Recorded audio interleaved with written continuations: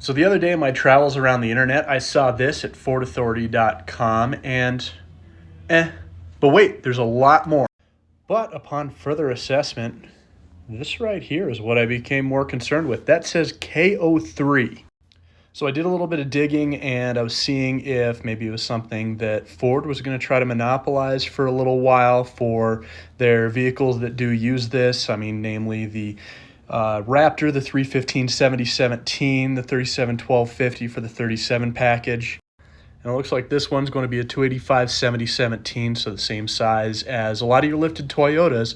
So I was wondering if this was maybe going to be a Ford exclusive thing.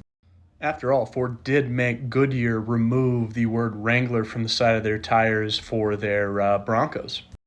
And a fun little aside is that the original TAKO, the KO1, the OG, was lasting so long and performing so well that the accountants decided they needed to start playing with the compounds to make them not last as long. And in doing so, they ruined it so bad that they were kind of forced to come out with the KO2 a little bit sooner than they wanted to.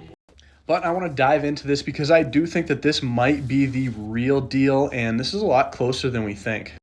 So the first reason is actually age, and that is because the KO2 was released in 2015. So that means they're about 8 years old, and that's a bit long in the tooth, unless of course you're the Toyo MT, which has been out in its same form since 2003.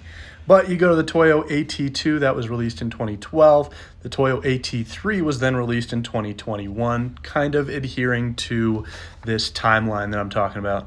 So the second thing is this little icon right up here. That is a three-peak mountain snowflake rating. The TAKO2 has that snowflake rating, and basically what it means is that they sent it up to the Great White North in the dead of winter, and it has been tested against even snow tires to make sure that it meets certain standards for longitudinal grip and things like that. They wouldn't go about doing that just for a prototype tire, and it's very clear that they already have molds made of this tire. Another side note, if you do live in a place that gets a lot of winter, look for that icon because it basically means that it's going to perform like a winter tire, but it's not going to get chunked up by hot pavement, so it's basically an all-season winter tire. And the third reason why I think this is the real deal is that it is show season. So right now, the Chinese auto show, I'm not sure what they exactly call it, but that's going on, and maybe they would release it for a global platform. However, I think too much turmoil is going on, so they'll probably wait until the North American auto show, which is on September 13th, possibly even wait for SEMA.